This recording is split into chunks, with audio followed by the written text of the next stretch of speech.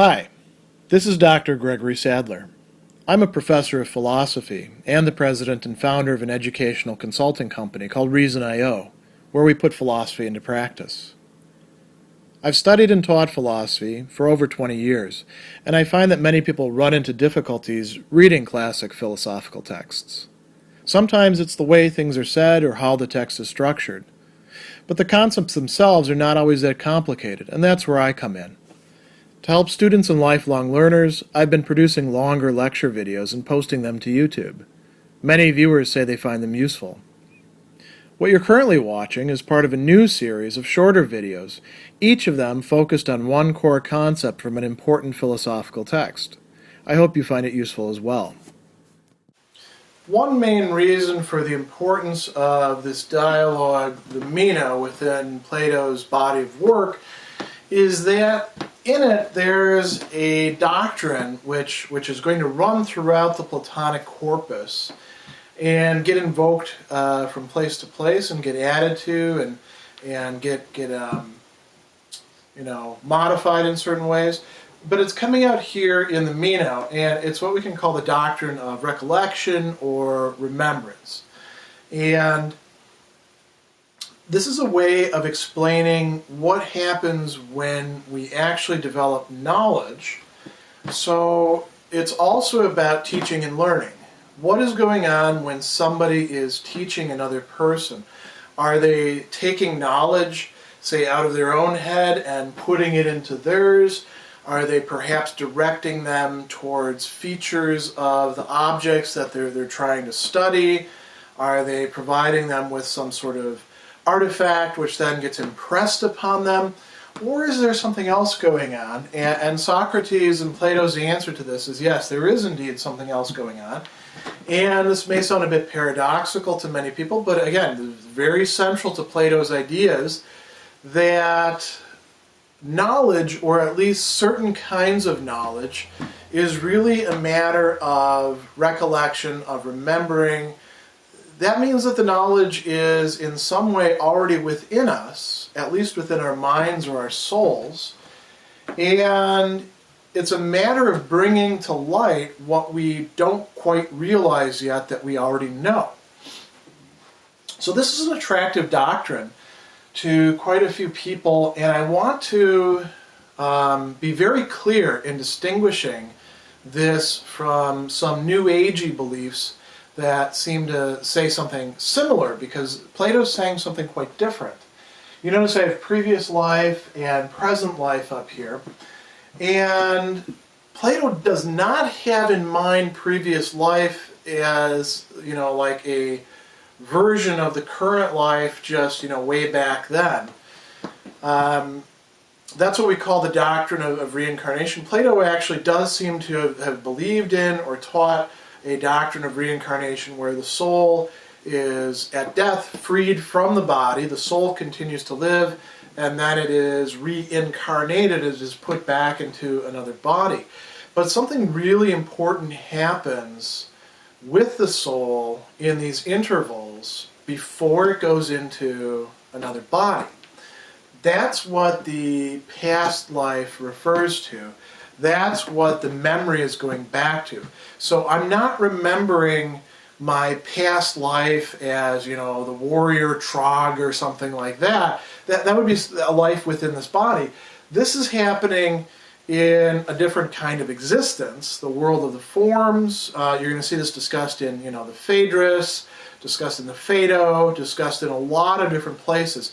Here in the Meno, he invokes some of the mystery religions, and he's giving his own interpretation of it. And he doesn't flesh it out completely, but he doesn't actually need to. He gets across the main points that he wants to do. And you notice I've got this sort of diagram up here. I think this will help us to wrap our heads around it. So the idea is we're here in this present life, and there's something that we don't know, that we don't understand, and somebody else is teaching us about it.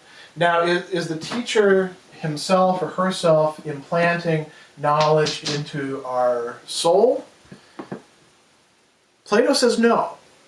A lot of us would say yes. Or, we might also say, well, the teacher doesn't actually pour knowledge in, but what they do is they create the learning environment for the student. That would be a little bit closer to what Plato is saying, but there's something else that's really important that's being left out in that fancy new educational theory.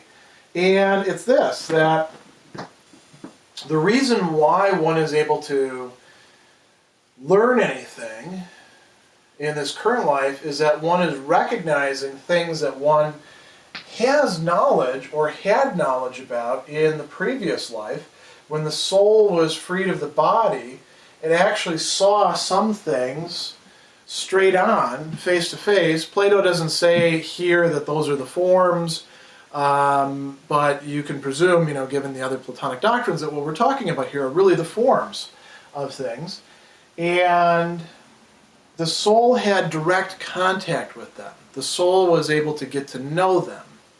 So if knowledge did happen or develop, if learning in the strict sense took place, it took place back then.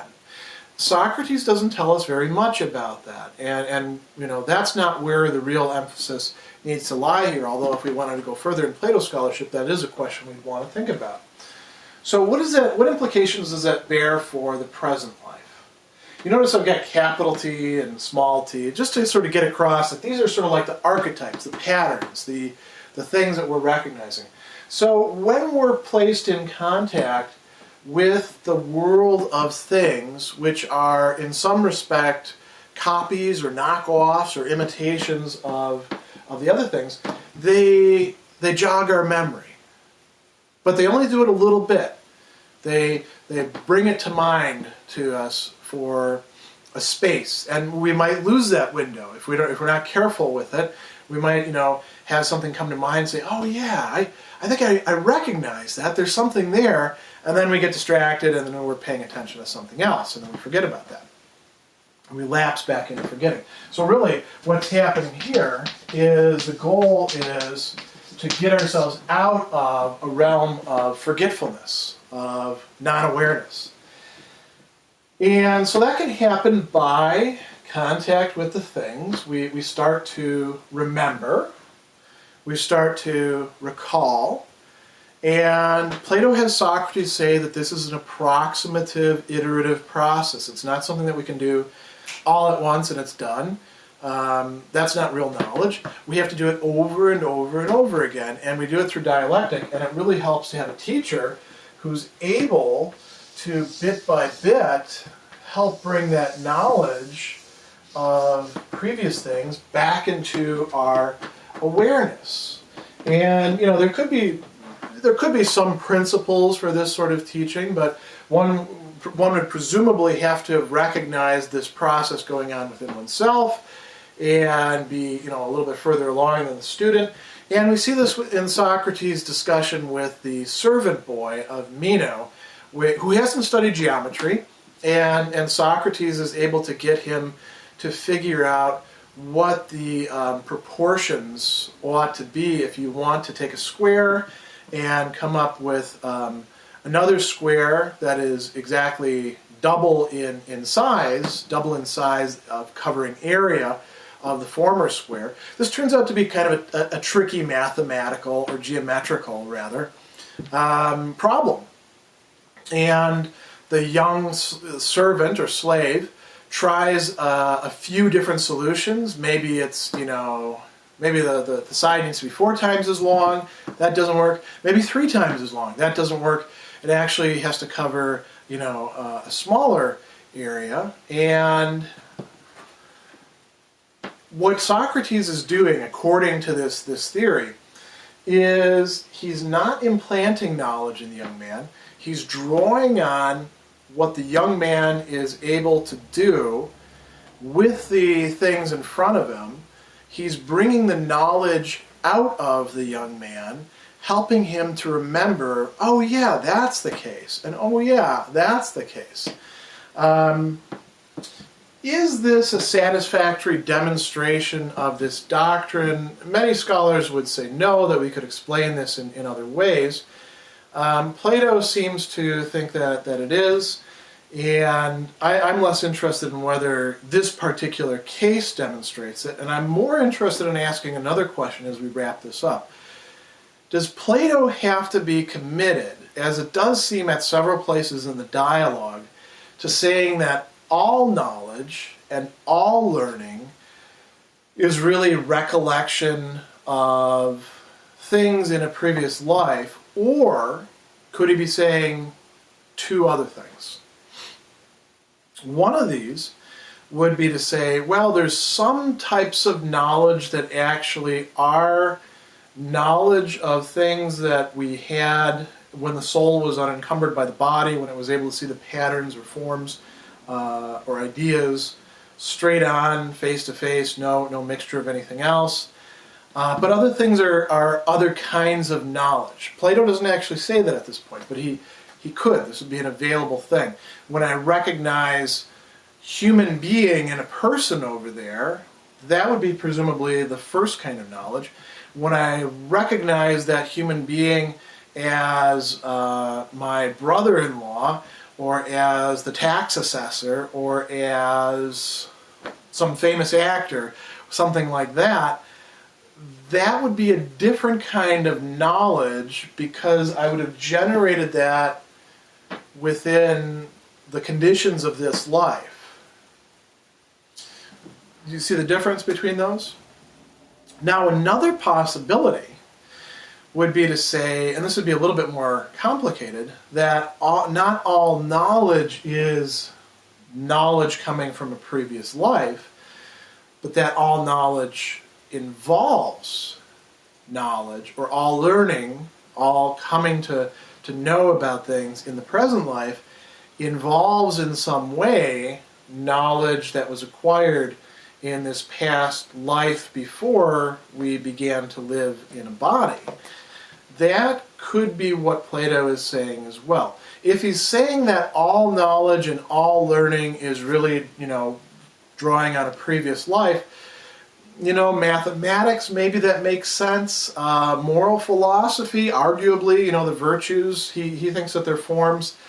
But a lot of other things, especially where it's, very bodily types of matters, that doesn't seem to fit. So I think that it's good to attribute to Plato doctrines or readings of doctrines that actually would make sense, that he would actually be able to say, yes, I can respond to your objections with that.